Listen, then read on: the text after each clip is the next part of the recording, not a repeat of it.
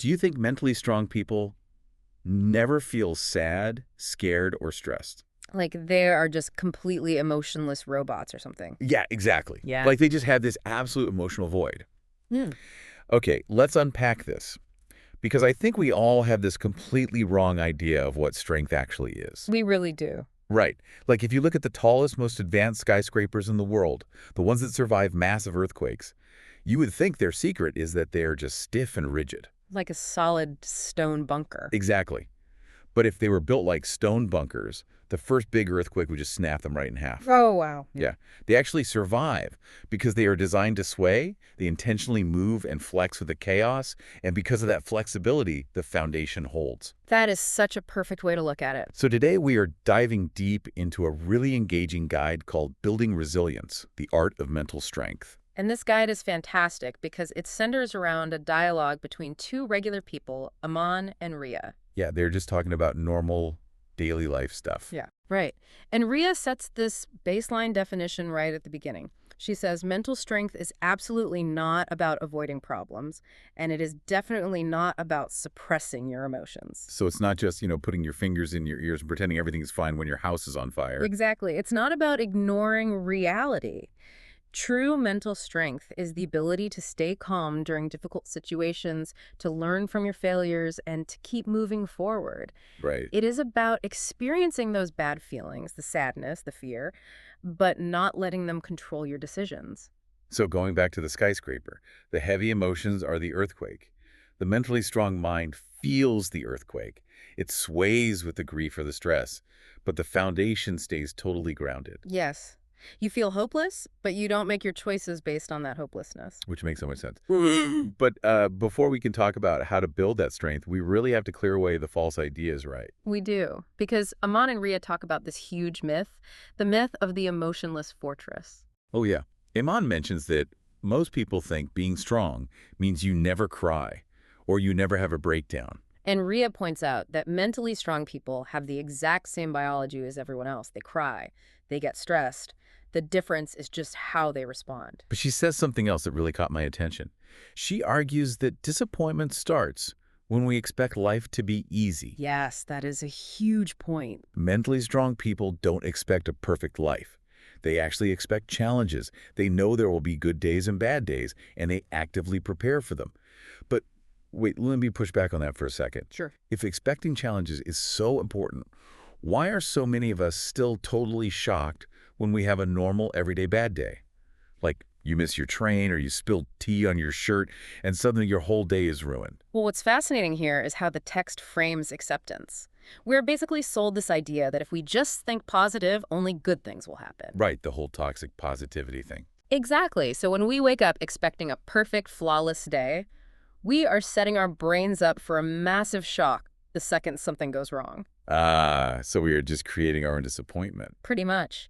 By anticipating that life is not always easy, the mental energy you would normally waste on being shocked or angry, like, why is this happening to me, can be used to actually solve the problem. So you aren't fighting reality. Right. Getting knocked down is just a part of life. The strength is purely in how quickly you get back up. Okay, that makes a lot of sense. So if we accept that challenges are going to happen, the earthquake is coming, the next step is figuring out what we can actually do about it. Yes, focusing on what is in our control. Because Aman talks about how exhausted he gets trying to manage every single little thing in his life. And Ria gives him a harsh truth. She says trying to control everything is just an illusion. You cannot control the weather, you cannot control the traffic, and you definitely cannot control other people's opinions. Which sounds obvious, right? Like, obviously I can't control the heavy traffic. But we act like we can. Yes. We sit in the car or on the bus just boiling with anger, thinking that our worry is somehow going to make the cars move faster. We're trying to make a difficult coworker like us. It's totally draining. So according to the text, what are the only things we actually can control? Just 3 things: your attitude, your actions, and your responses. Wow. That is a really short list. It is short, but it's powerful. But isn't it human nature to want to control things? I mean, we want to feel safe. If I can control my environment, I feel secure. Doesn't letting go of that control just feel like giving up? It feels like giving up, but it is actually the exact opposite. Trying to control uncontrollable things leads to total exhaustion. It burns you out. Oh, for sure. Protecting your energy by focusing only on your attitude and your actions, that is a massive sign of mental strength. And the text points out a really big trap here that makes us feel like we are losing control. Social media. Oh, yes. The highlight reel. Iman brings this up, and Ria calls it the highlight reel trap. It's when we look at the curated, absolute best moments people post online. Which we know are fake, by the way. Exactly. We know they use filters. We know they take 50 photos to get one good one. But we still look at someone's amazing vacation photos and feel totally inadequate about our own lives. Because it's an unfair comparison. Right. You are comparing your regular, boring Tuesday afternoon, maybe you're doing laundry or washing dishes, to someone else's absolute best day ever. It's exhausting. And Ria connects this to another really important point about control.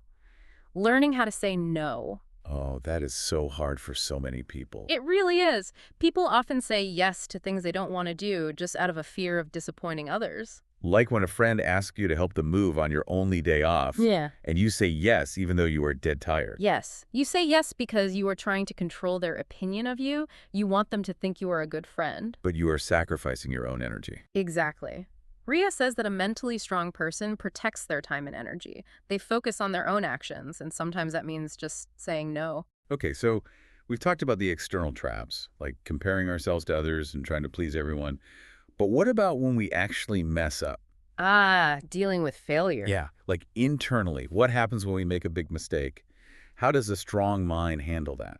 Well, the source radically reframes failure. In a lot of cultures, if you fail an exam or mess up a project at work, it's treated like the end of the world. Like it means you are just not smart enough. Right. But Ria says failure is not the end. It is simply feedback. Just feedback. Yes. It just shows you what needs to be improved. Every single successful person fails over and over again. The only difference is they don't stop. They use the feedback. I love that. But honestly, it's really hard not to overthink it when you fail. Oh, the text talks all about that. Ria calls it the Overthinkers Club. I feel like I am the president of that club sometimes. I think we all do. The text warns against replaying the same awkward conversation 20 times in your head. Yes.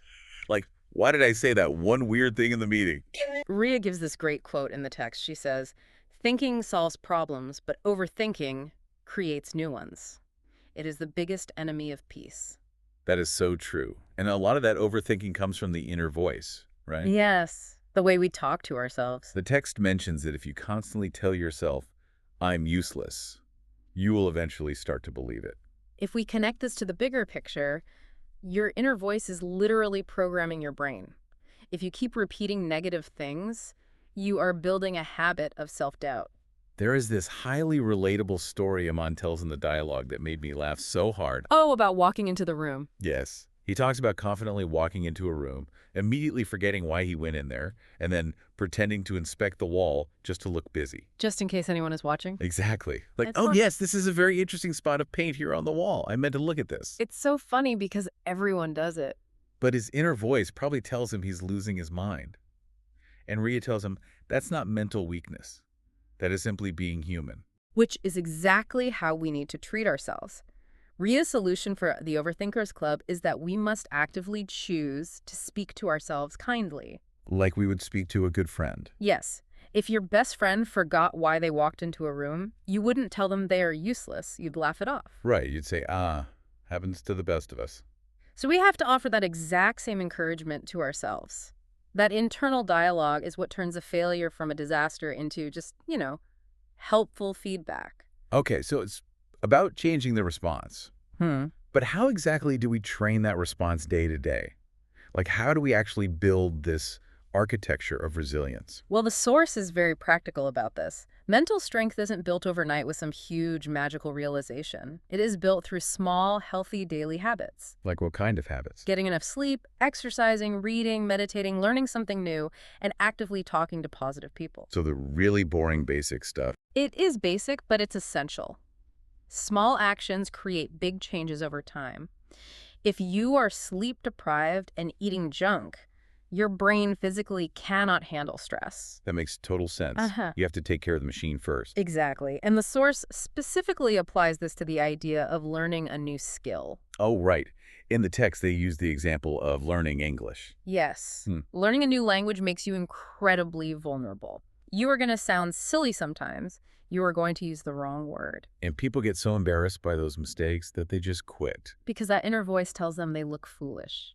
But Ria insists that mistakes are proof of learning, not proof of failing. Mistakes are proof of learning. That's a great way to look at it. Consistent practice matters way more than being perfect. So what does this all mean for us? It means that learning anything new, whether it's English or a new software at work or even cooking a new dish, puts you in a state where mistakes are guaranteed. Absolutely guaranteed. And embracing that awkwardness, just being okay with looking a little silly, is the ultimate real-world test of your mental strength. It really is. And the text actually gives us specific coping phrases to use in real life when things get tough. This is a good time for a quick game. Let's do a rapid-fire round based on the guide. Oh, fun. Okay, let's do it. Scenario 1. Your friend just failed an important exam. They are crushed. What do you say? Okay, well, you don't tell them they are perfect. You say, don't be too hard on yourself, learn from it, and try again. Spot on. Scenario 2. Your friend is totally overwhelmed and stressed out with a massive to-do list. What's the phrase? Ria's advice is to tell them, take a deep breath, focus on one problem at a time. Love it. And scenario 3. You make a silly mistake while learning something new and you feel super embarrassed. What do you tell yourself? You remind yourself every setback is a lesson, or focus on what you can control. Yes, those are perfect. What's really great about these simple phrases is that they act as a mental anchor. An anchor, like it stops you from drifting into panic. Yeah, exactly. When you feel embarrassed or stressed, your brain wants to panic.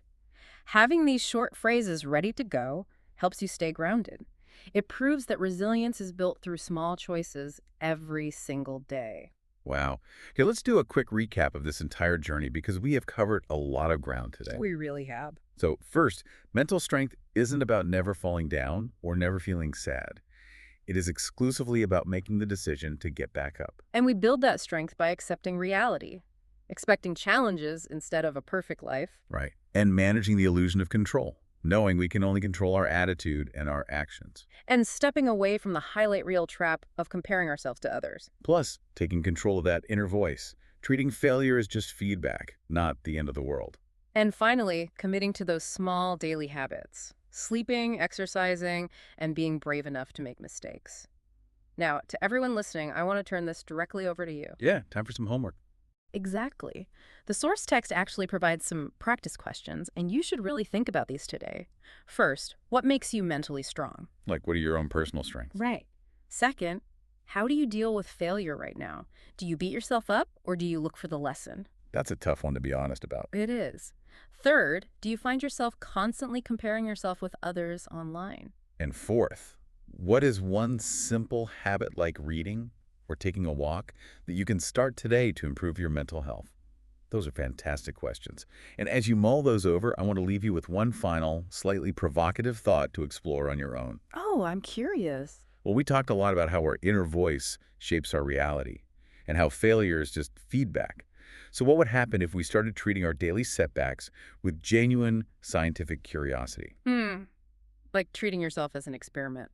Exactly. Instead of harsh judgment, what if you just observed yourself? Like, let's say you mess up a presentation at work. Instead of saying, I am a total failure, what if you just said, how fascinating that I got so nervous when they asked that question. Let's study why that happened. Oh, wow. Taking the ego completely out of it. Yes. Imagine how quickly you could grow if you treated your next mistake as a fascinating data point rather than a defeat. Your foundation would be unshakable. That is a brilliant way to look at it. Well, that wraps up today's deep dive. Thanks for listening, and we'll catch you in the next conversation.